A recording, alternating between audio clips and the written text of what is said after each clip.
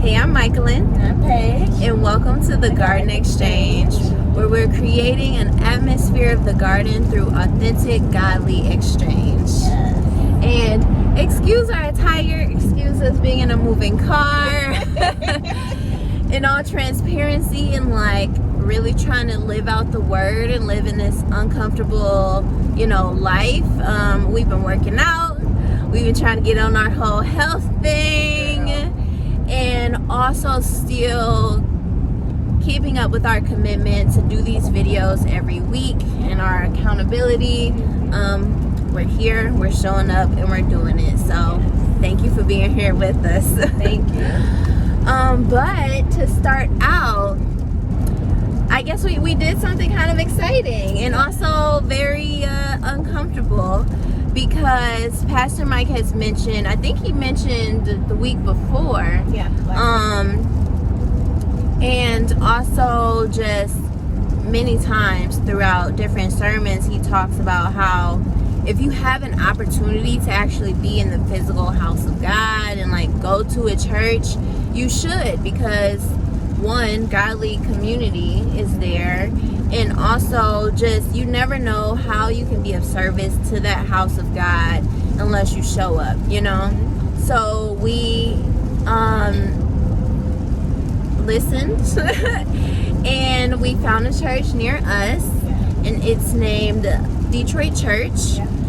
And we decided to check it out. And what's really crazy, I think, or just divinely set up, is that we've been looking at this church for months, but because of COVID and everything being shut down, they weren't meeting like in person, so they were only online.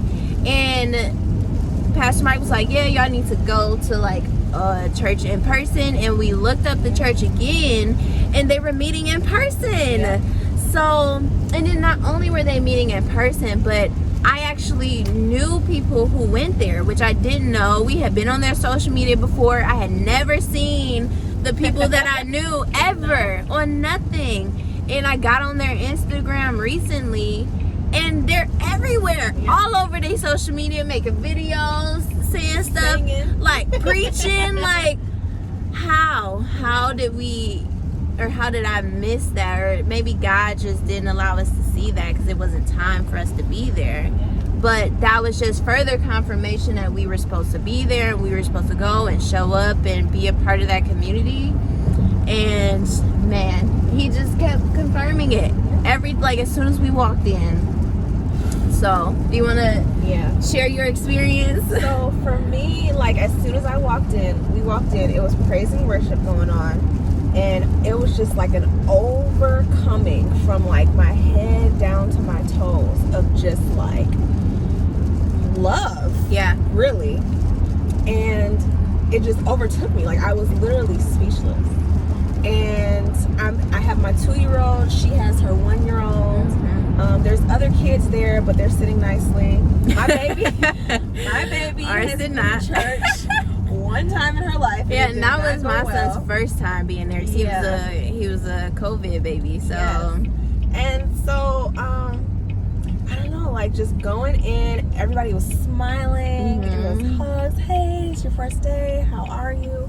It was so welcoming. There was no judgment. Everybody came casual. Even the pastor was casual. The praise and worship felt so like, how you can you hear a choir, and the choir sounds good and like makes you happy because the choir sounds good, which may not feel anything. But when I was listening to their praise and worship, I could feel that each individual had loved Jesus. You know what I mean? Yes. It really overpowered me. I don't know what the sermon was about because I'm chasing my baby around the whole time. But that was the amazing part too, was that nobody looked at us sideways. Exactly. Because she's chasing her baby around too. And my baby yelling. He's just walking around yelling, talking. He's just figuring out he got a voice. Yes. Loud. But when I say chasing the baby around, he's not running all in front of the pool. Right, exactly. Not There's being a big, crazy. Just, you know, open walking. area. Yeah. Not wanting to just sit still in one area, which was fine. Yes. It was so nice. They had activities for the kids. Mm-hmm. And they were really, like, interested in building a community through the children from the ground up and parenting them, like, through Christ. So I'll let you get more into that. Yeah. And just like Paige said, like, as soon as we walked in, like, you could feel it. Everybody was so nice. And that's the most amazing thing, that we didn't even really get a chance to listen to the sermon, but we still felt the presence of God. Yes. And like you said, praise and worship, you could literally feel them pouring out their spirit to God. Like, you could feel their worship. And that's so important, you know? And they just started a series teaching on the book of Amos, which nobody ever talks about. You know, like, I've probably read that book once, maybe. I couldn't even tell you what it's about. Mm-hmm. And I think that just further proves that they're, like, teaching the whole Bible, you know, and not just, like, the things that everybody else talk about, but, like, really reading the Bible and teaching the word, no matter what book it's from, no matter how popular, unpopular it may be. And that just makes me feel so good to know that, like, okay, they're really seeking God, and not only do they love God, but they love each other. Yes. They love the community. They talked about how much they wanted to help the community so much, and that is something that's very, very, very important to me growing up in Detroit. So then God just be working, because right after service, they were already having a meeting to talk about the children's ministry and, like, how to make it better and what the parents actually want. And like we said, we both have young children and we plan to have more. So having our kids grow up in church is so important to us. And going to church, being able to have Sunday school and learn about God and be around other children learning about God is very important. So the fact that that's what they were talking about our first time there, I think was so divine. And also because of Pastor Mike, and like he uses this example all the time, it's like, oh, God telling you to serve in a children's ministry and you don't want to because you don't like kids and blah blah blah. This is something that he's been like bringing up as just an example for years. And every time I heard him talk about God wants you to serve in the children's ministry, I felt like a pull on my heart, like, that's you. And I've always loved kids. I've always grown up taking care of kids and like working at daycares and being mentors and all this stuff. Sorry. And being a mentor and everything. So when Pastor Mike would bring up working in the children's ministry, I also, you know, felt a pull in that direction. So when we get to this new church that we're trying to see if that's where we're gonna go, and then they talk about the children's ministry and they actually are expressing how much of a need they have for people to help them with the children's ministry, I'm like, all right, God. Okay, I hear you, I get it. And I think that just further confirmed that, like, that's where we're supposed to be, you know. So it was such a beautiful community, and it's mixed. Like, there's black people, there's white people. Okay, sorry. There's young and they're old, and it was just amazing. Okay, so we just picked up my brother from school. This is Little cameo. Right. But so what are we gonna talk about next? We were talking about Detroit Did you Church. have anything else to say about the church? I mean, just to sum up the experience at Detroit Church, the experience was absolutely unlike any other experience I've ever had at any church. It felt right at home. Even afterwards, us sitting in on the after church meeting with them talking about their kids and how they want to grow the kids and have a community of children growing up together in God or whatever. It just all spoke to me, and I actually like got emotional Oh my goodness. Like literally fighting back tears the whole time. Yes, because it felt so genuine and it wasn't performative. Right. Like most churches are so performative. There was no begging for money like a lot of churches do. And beg for your tithe, beg for your offering. There was just this, okay, it's offering time. Here's how you pay. And then that was it. Done with. Yeah. It was just amazing. It was a really genuine experience. Yeah, it was so good. So we're excited to keep going. We're excited to bring our spouses to come and like our kids and like really get into the community. So like I'm sure we'll be updating over time, but like we're just so excited and so thankful how God really be moving, you know, like because we could easily just stay watching church online, still been getting the word, still being filled, you know, but it wouldn't be complete because you have that. Not only you get the godly community in person, but then you're able to be used by God to be a servant, you know, like you could sit at home, you know, and like, I mean, of course there's people who have to watch on church or don't feel safe going out anywhere yet or anything like that, but God, let me reword that. God has more of an opportunity to use you when you step out of your comfort zone, you know, and like that's what we've been trying to do, especially throughout this series, is step out of our comfort zone and put ourselves into uncomfortable situations and not just wait for uncomfortable situations to happen, because that really shows your heart posture and shows God that like, okay, like I can actually use them. They're willing to be used by God. So we're so happy and so thankful. And it's so funny.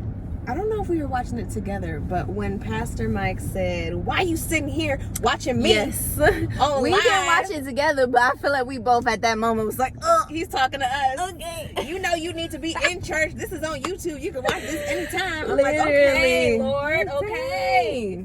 And the funny thing about God is that at least when God talked to me, God is a loving God. He talks to you like a parent. And I feel like God is a black parent. Yes, literally. Like, he really be talking to me like a black mom. He does.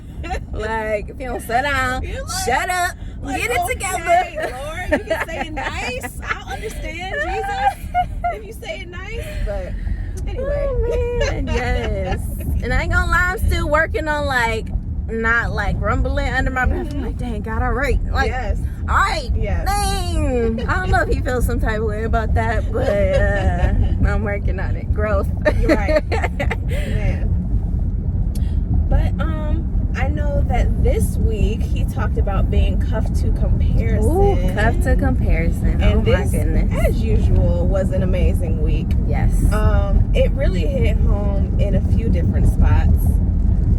Especially with, I know we've mentioned beforehand how we would compare ourselves to other people or compare ourselves to the past us.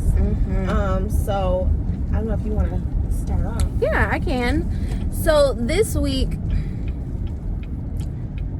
I definitely feel like partially this was a sermon that I'm like, thank God for bringing me out, you know, because if I would have heard that sermon even 4 months ago, I'd have been like, you're talking to me, this is something I really need to work on. But God has definitely been dealing with me in this area already.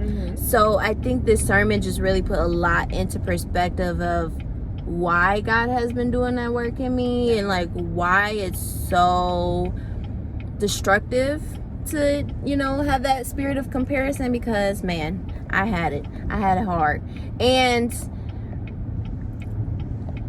I think the interesting thing, at least for my story, is that I was never a person to start comparing myself to people. Like, I've always had like a God-given, I don't know if it's just the way that I was raised or like what God's covering, but I've always been very, very secure and not self-conscious at all, like kind of overly the opposite. And I never really dealt with this, but I feel like, you know, if it's something you haven't experienced, or if you never really been through nothing, you just gotta keep living, and then you'll, you know, go through some stuff. And I've talked about this before, how I used to work at a marketing company. I was doing social media. I was an influencer full time. And I had been an influencer for years before this. But when I started working at the marketing company as well, there was another influencer who was friends with my boss. And this person would be at our office all the time, and they were also doing the whole influencer thing, and my boss begins to say like, oh well, why my boss begins to say like, oh well, why aren't your numbers growing as fast as this person's, or why don't you have partnerships like this person, or why aren't you taking pictures like this person, and basically comparing my influencer journey or career with this other person's. And it's crazy because the comparisons didn't even start with me. You know, I wasn't the one to start the comparison. Somebody else started comparing me to someone else, and then I internalized it.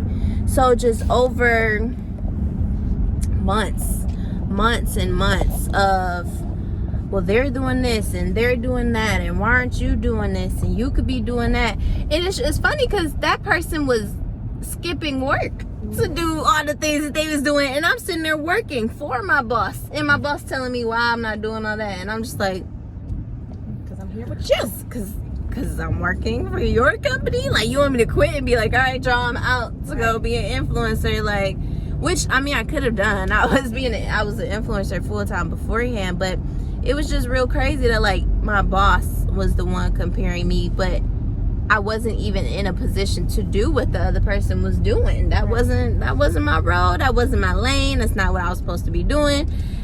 And so as the comparison started to go, and I started to internalize that comparing, Pastor Mike, one of his points was like, comparison kills your compassion for other people.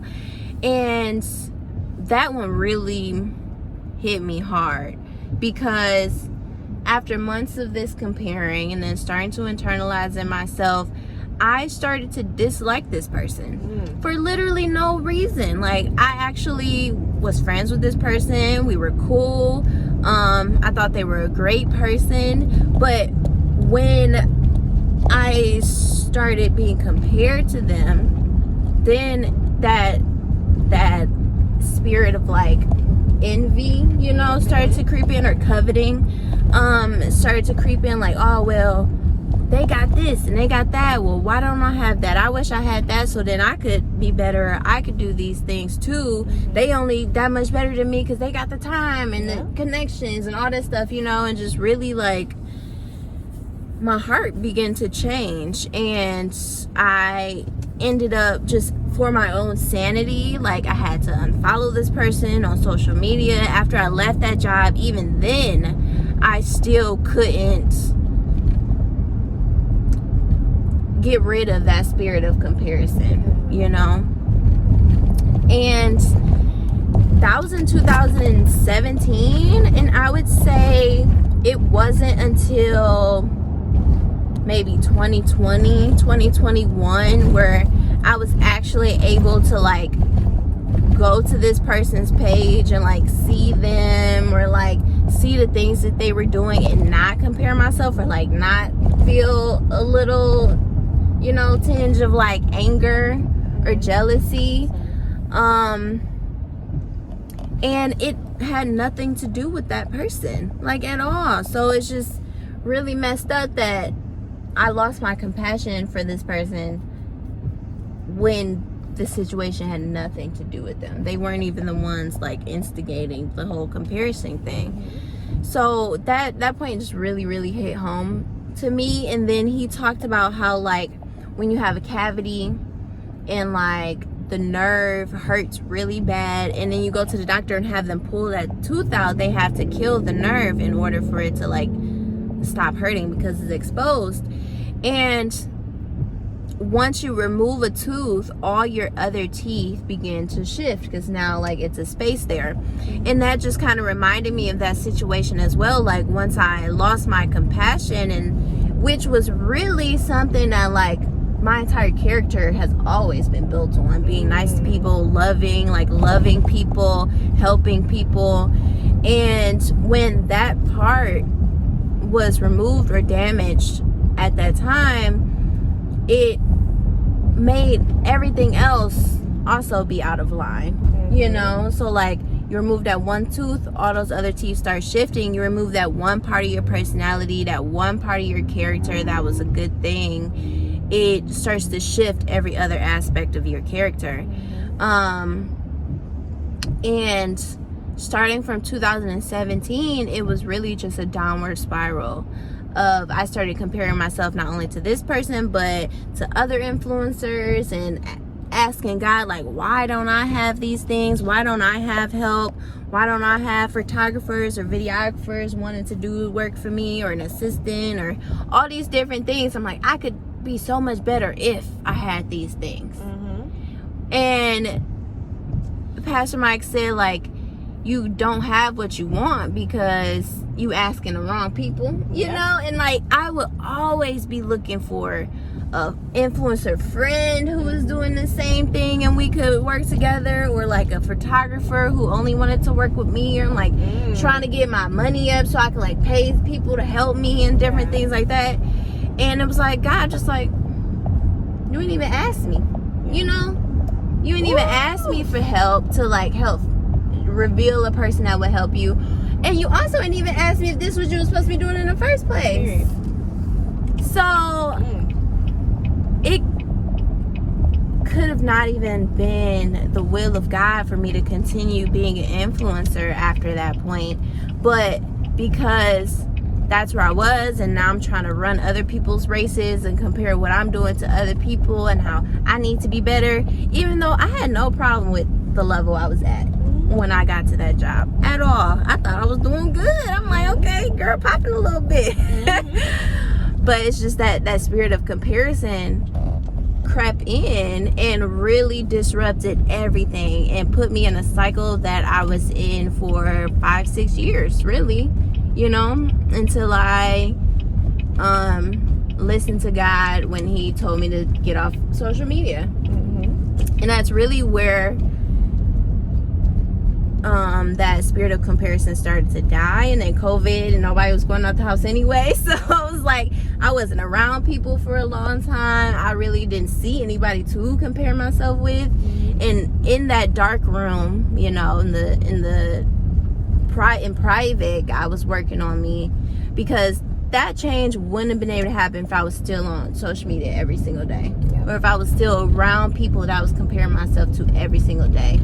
And I'm just so grateful at how God works and how he sets things up to where he be like, oh no, sit down. Like, for a reason. Every time. It's always for a reason, to make you better. God never does anything to harm you. And Jeremiah 9:29, I don't know. I'm so sad that I can't remember it, because it's one of my favorite scriptures. I really know it off the top of my heart, but God said, for I know the plans that I have for you, plans to help you and not harm you, plans to give you, to prosper you, give you hope in the future. And it's like, everything that he does, even though in the moment seems like, God, why are you hiding me? Why am I, you know, why do I have to stop doing these things that I thought you wanted me to do, or that I want to do? But it's really all for your benefit, for your growth. So in my spirit of comparison story, I'm gonna be a little short-winded because I gotta go get my baby. But I wasn't really comparing myself to other people. as much as I'm comparing myself to my past self, Mm-hmm. and I still struggle with it. And God literally, Wow. just broke me down recently, like very recently, like within the past few weeks. Mm-hmm. And I was having this talk with my fiance yesterday, and I really feel like this was God breaking my pride, because I was such a proud person and so stubborn, and I felt, you know how your parents say you were smelling yourself? I was like smelling myself a little too much. And you can't be smelling yourself and still be submissive to anyone. Mm-hmm. God, your man, anybody. And so God really just came through and just shattered everything. But the way that he's rebuilding me, it's not like he just came through and shattered everything and then just went away. Left, right. Mm-hmm. Like, I can see him. I can see his hand in everything still. So, just to be a little short-winded on it, my degree is in finance, and I went into investment banking. So I used to be a financial advisor for a big investment banking firm or whatever. And my job was to go out and get clients and have them invest their money with me. Even before that, I started off in an actual bank. And I started off as a teller, and then I worked my way up to management. And I was a manager of a bank at 21. Wow. And, I was just smelling myself a little bit. As I was saying, I was just smelling myself a little bit. I was young in my mind. I was successful. I was going out with my girls all the time. I was just living my best life. At this time, I wasn't with my current fiance, so I was just living my best life. I had a place. Yes. We just did whatever we wanted to do whenever we wanted to do it. And it was just, to me, that was what success looked like. Right.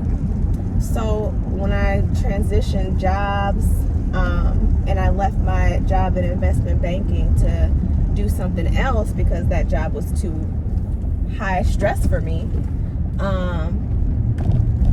it was things just started falling apart because I started clinging more to the spiritual side that God had nothing to do with. Okay, thank you, sorry. And things just started to fall apart. So where I'm at right now and what I'm still trying to work through is that feeling of success.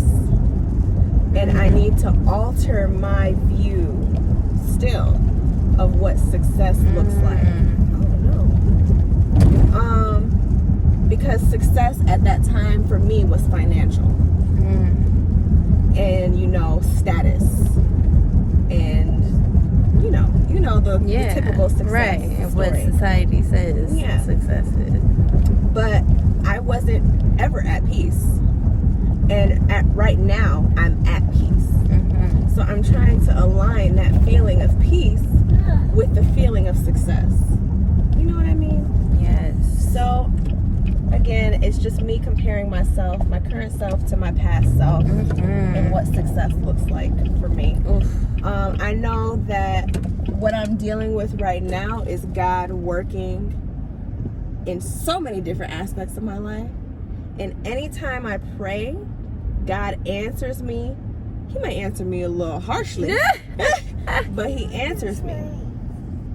And I feel like that, as long as I stay consistent in that,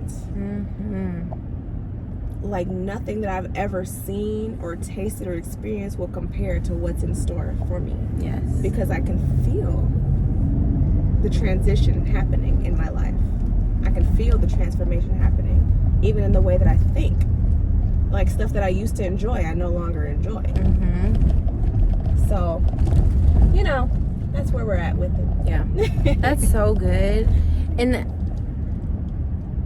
I think I didn't even think about it that way, comparing myself to myself, because I definitely do that too, especially with the whole influencer thing. I was doing it full time. I was popping. I was getting featured in magazines and everything. And then when I was called to not do that anymore, and that's where who I was. Yeah, you know, exactly. was Your built identity. into that. Right, Same. exactly. Yeah. What I was doing, the success that I was having was literally my identity. So then Yeah. when you lose that, it's like, What who am am I? Yeah. And then it's like, will I ever be that Exactly. again? Will I ever have that much money? Will I ever have that much stability? Will I ever have that much clout? You know? Yeah.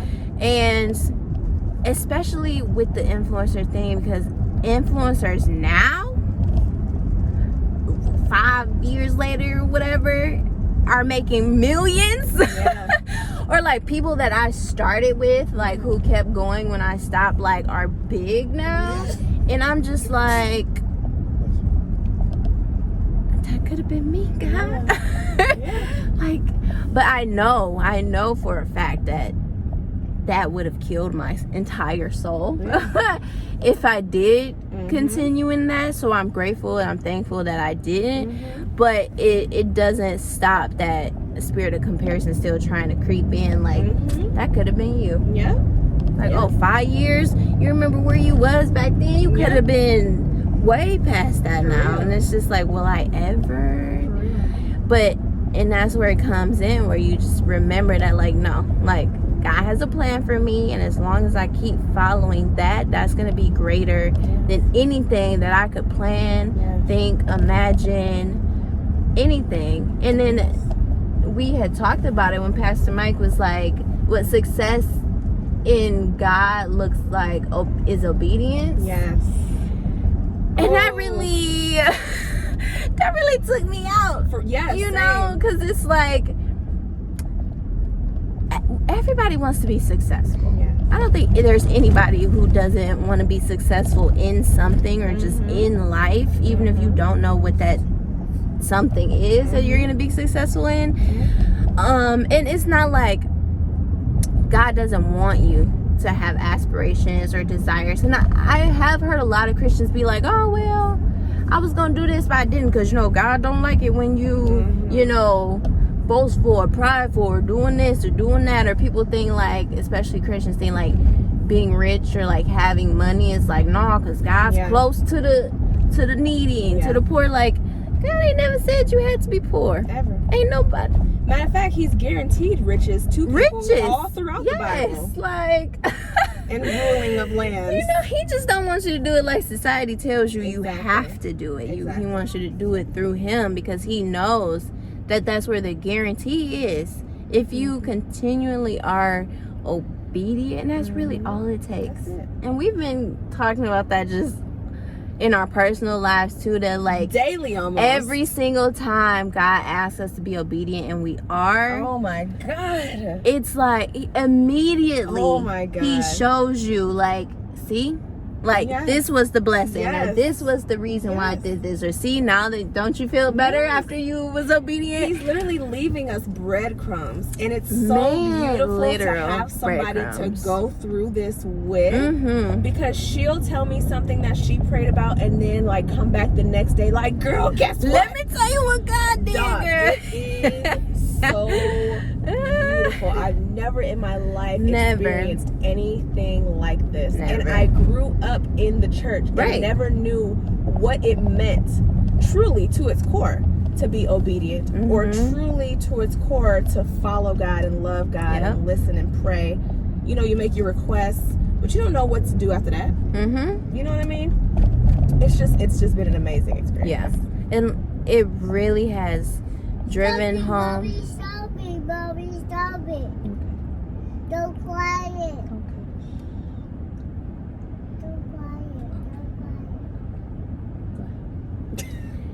And it really just drives home the point of like, just taste them and see. You know, it's like, just try them. Because that's all I did. Just try. That's one. all I did. Was like, okay, let me just put my toe in the water and just pray this one time and see what happens. And like, that's all God wants.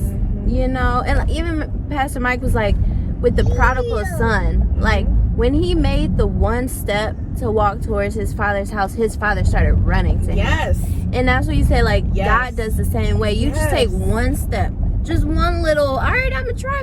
Even if your heart posture isn't all the way there, because there's been times where I'm like, this probably not gonna work, but Yep. I'm gonna just try it. Yep. I'm just gonna try it. Yep. We'll see. Yes.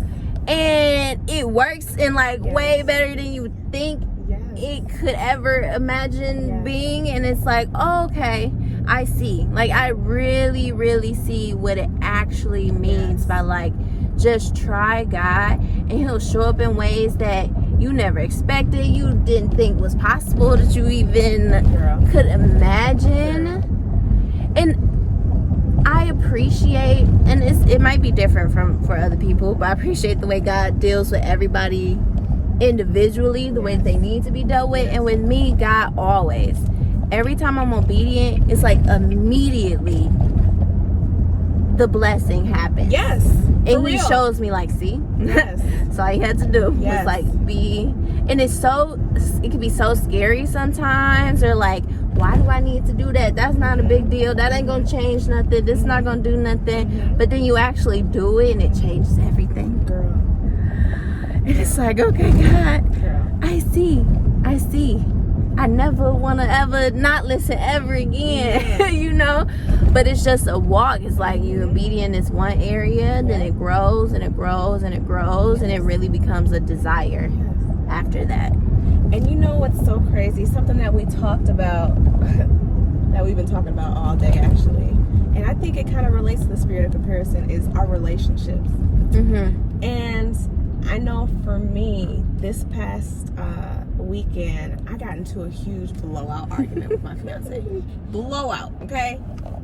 And it was over something petty, but you know, that's what most fights are about. Mm-hmm. Right. And so I'm just tears. And like, I literally stopped mid-argument. We're in the bed arguing. I get on my hands and knees at the foot of the bed, and I just stop. And I just get on my hands and knees and start Like, praying. you know what? Mm-mm. Crying. Like, Jesus! Let me go talk to my daddy because This can't be life, Lord. You, Daddy. Yeah, yes, I know. gotta go to daddy. And so I'm praying, and I'm like, Lord, listen. Is this really who you want me to marry? Because I just need confirmation. If you ain't never asked God for confirmation about your husband, you ain't really been through nothing yet. You know? I'm like, because Lord, this can't be life, Lord. This can't be That's how you want me to be treated. Did you hear what he just said to me? This is how you Literally. but literally the next day, yo, I'm watching the Pastor Mike sermon from this weekend. And he like, you comparing your husband to some other man, you ain't even gave your husband a chance. Your husband could transform your life and blah, blah, blah. And I'm like, you know what, Lord, you ain't have to say it like that. Punch me in the face. ain't have to say it like that. All you had to say was, yes, this is your husband. That's all you had to say, and I would have heard you. But you know, the way God talks to you is funny. But from the beginning of our relationship to where we are now, I will say there's been a huge transformation in both of us, a huge growth in both of us. So Pastor Mike was right. You know, you don't know what's on the other side of this relationship. Man. And I know culture tells us, F that it, you know, forget He him. ain't acting right. Right. You can find another one. So quick to break up. Yes. But because I'm a living testimony in this, and we're still growing together, we drive each other. I've never been with somebody who drives me so nuts. But he's my heart. You know what I mean? Yeah. And we're together. We're supposed to be together. But when you have somebody who you know in your heart is who you're supposed to be with, don't let anybody tell you to leave them. Yeah. Don't let anybody tell you to leave them. Pray over them, actually. Woo! And if yes. you really want to add some sauce to it, pray together. Yes. If y'all are fighting, Yes. just be like, you know what, baby, this is dumb. Yes. Let's pray right Let's quick. pray. Because Or like we be doing just in the middle of the conversation, be like, you know what? yeah, right. I'm fucking Because I'm about to say something that's right really now. gonna tear you. So, you know, I just want to be the one to tell you, in case you don't have Yes. any homegirls or homeboys around you that are supportive of your relationship because they're single or they're miserable, let me be the one to tell you, don't leave your blessing. Pray. I mean, if God really telling you to get out, get out. Of course. But that's the thing, you go to God and First. His answer. Yes. And when you said pray over them, that's something that I have been consciously trying to grow in is that when, at least me, I'm talking for myself, when I get very upset, I can go. I'm a Gemini. What? And I know, like, a lot of Christians be like, oh, it's signs, but like, I'm a Gemini.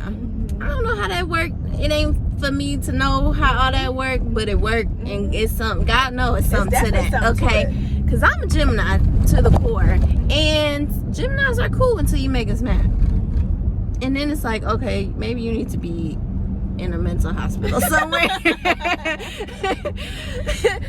And when I get mad, I can say a lot of stuff off the wall, just out of the emotion.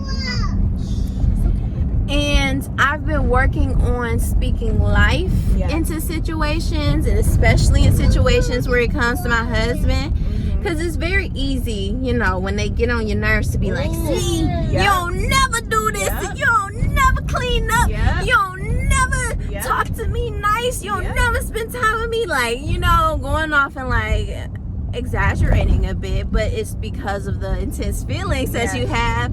But I've really consciously been trying to speak life into situations. So like, you know what? My husband loves me. My husband works so hard. My husband appreciates me. You know, just like reminding myself of the things that I know.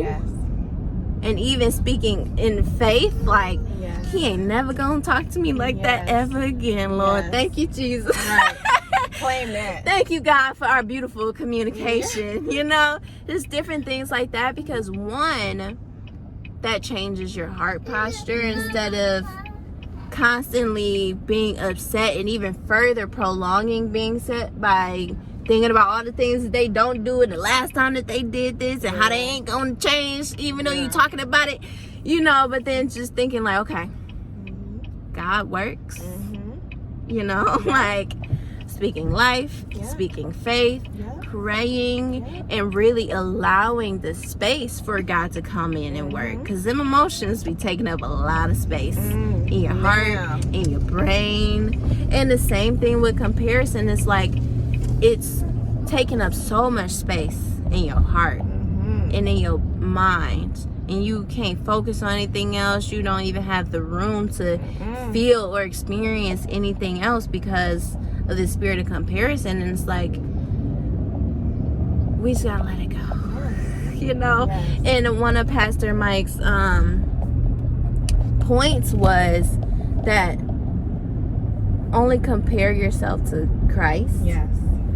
And that was like a aha moment for me. Like, yes. Like, it sounds so simple, but like it immediately made me think of this phrase, what would Jesus do? You know? And it's like, you know, people say that like, oh, what would Jesus do? And it's like, oh, you know, this whole little saying, but like, no, really. For real. When I'm comparing myself to other people, like, okay, well, what would Jesus do? Jesus would love them. Jesus wouldn't be mad, you know, or like knowing that Jesus loves me. You know, then I'm like, okay, God has a plan for me. I don't need to have what they got, because what God got for me is perfect for me. You know, and just all these different things of like, if I only compare myself to God, what else do you need? My last point, really, something that Pastor Mike said that really stuck out to me is that if you want to be a friend to the world, you make yourself an enemy to God.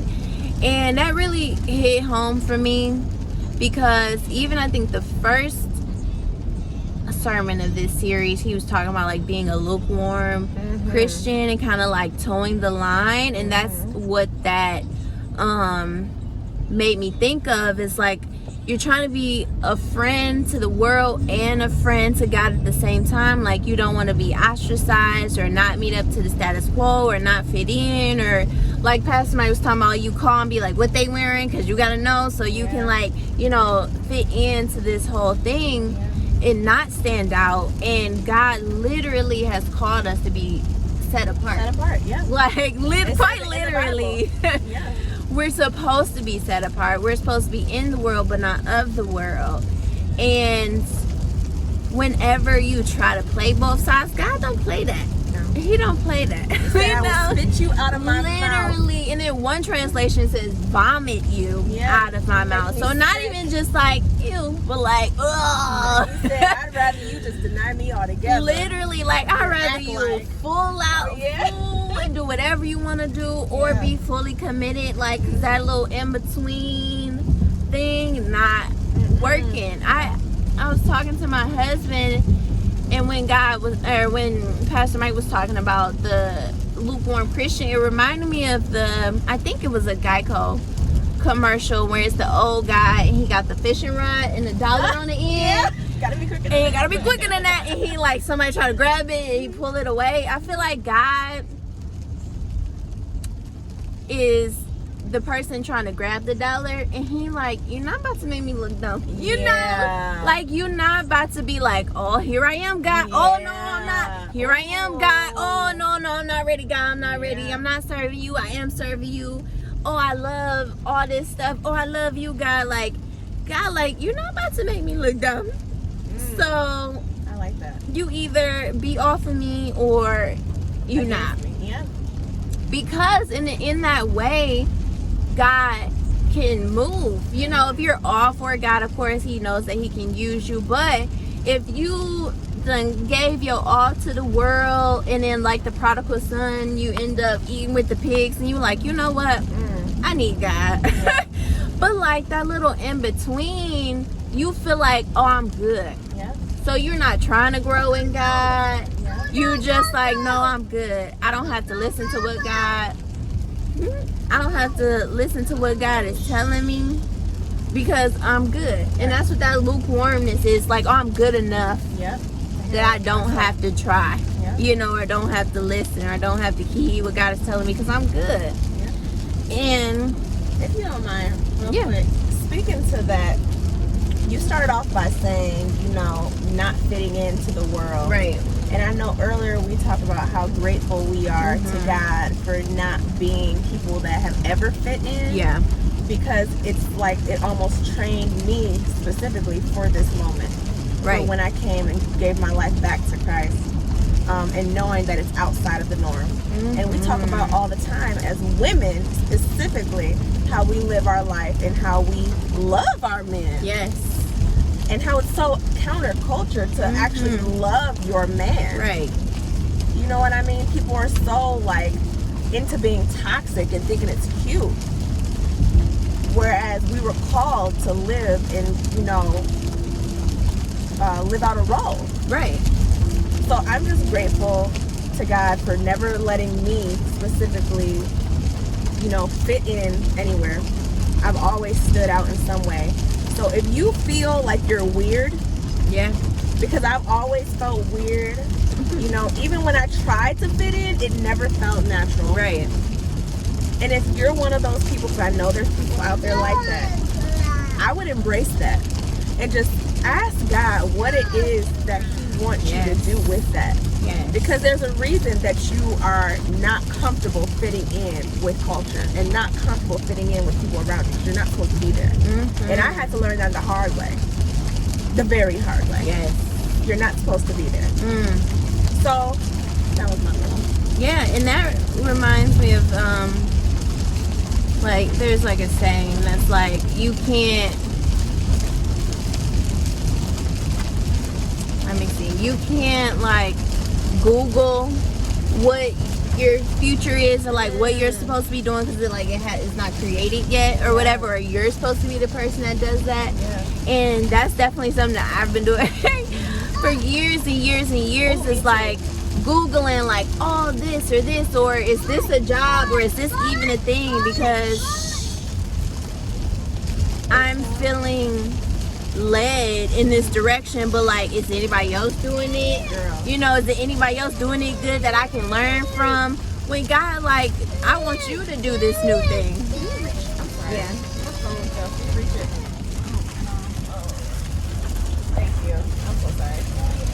You're welcome. Sorry, your 2-year-old in the back. Right. And it's like you're not fitting in for a reason, like you said. And everybody is created to be an answer Yes. to a problem. Yes. You know, like, it's not like, oh, I gotta find my purpose so that I can be rich. Like, no, like, whatever your purpose is, no matter how big, how small, how intricate, how broad, it's for you to be an answer to something in the world. And if you're constantly trying to compare yourself, or, well, how are they doing it? Let me go learn from them because they doing it the way that I want to do it. It's like you'll never stay in your lane, Ever. you know.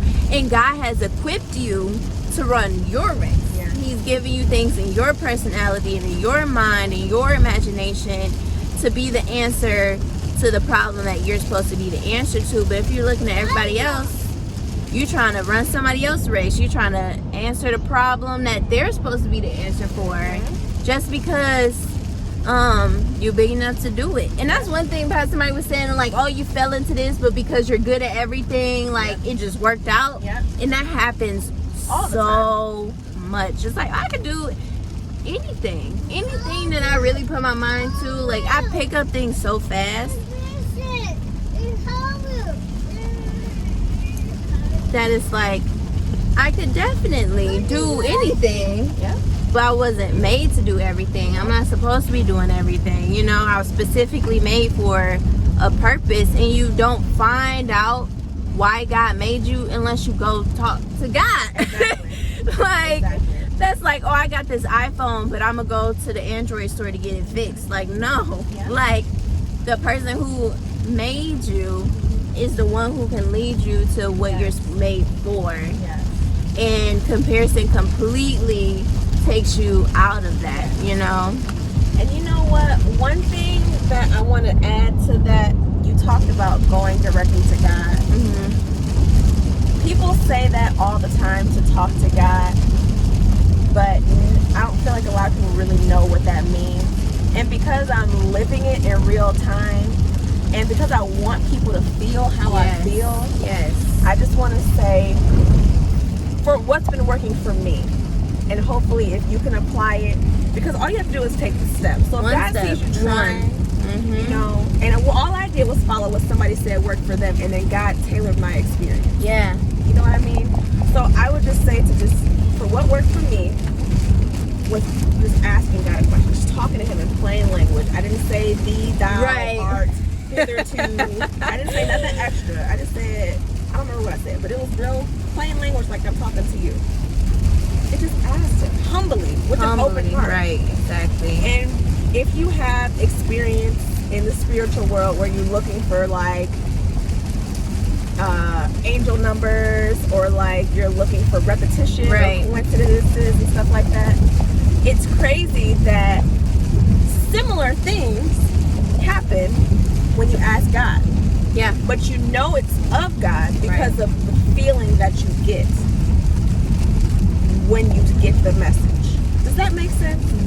So, for example, when I prayed about whether or not I'm supposed to be with my fiance, just because it's the most recent example, and Pastor Mike started cussing us out about giving your husband a chance, it was almost like I felt a tap on my shoulder, and God said, listen to what he's saying, and I felt it in my chest, that was a message that I was supposed to receive.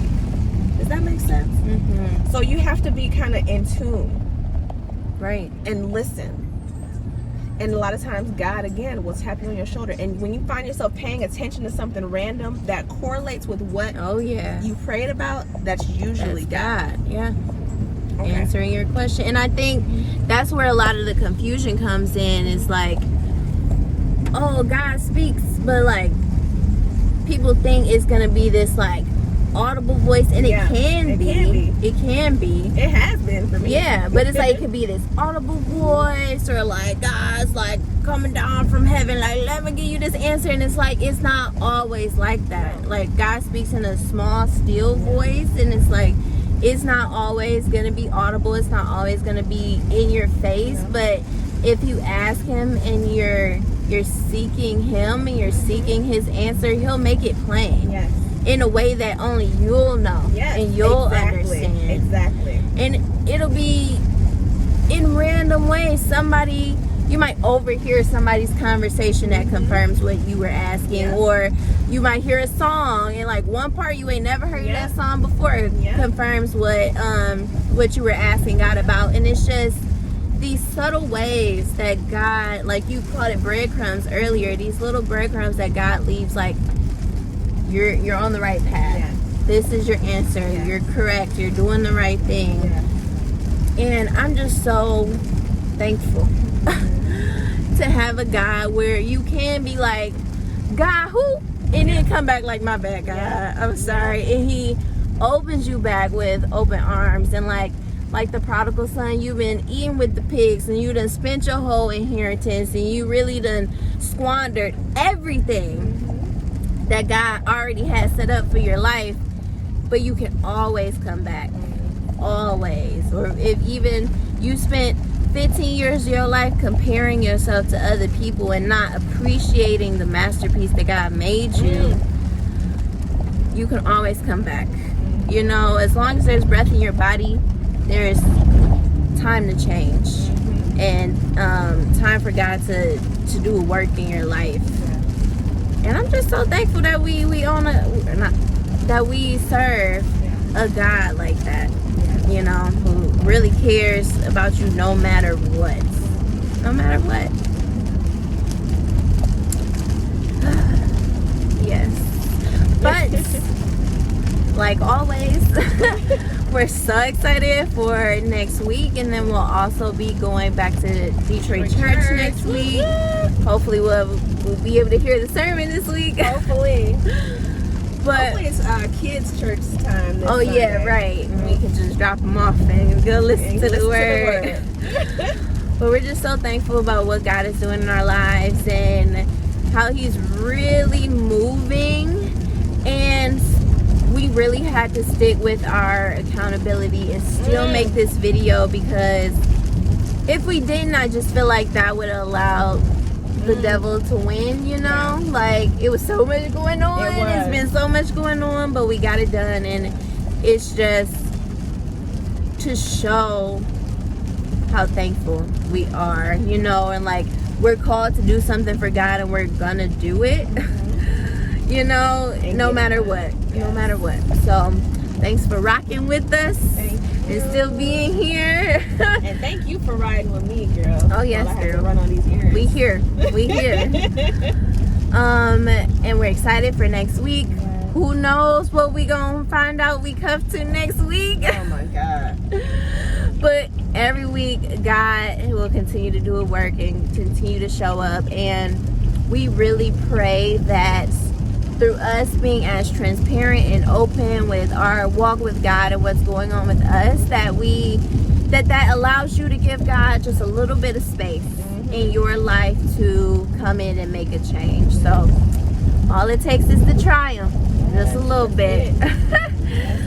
Yes, but make sure you like, comment, subscribe, share this message. Let us know if it really touched your heart, and share it with someone who you think needs to hear this as well. And until next week, bye. Be blessed. Peace.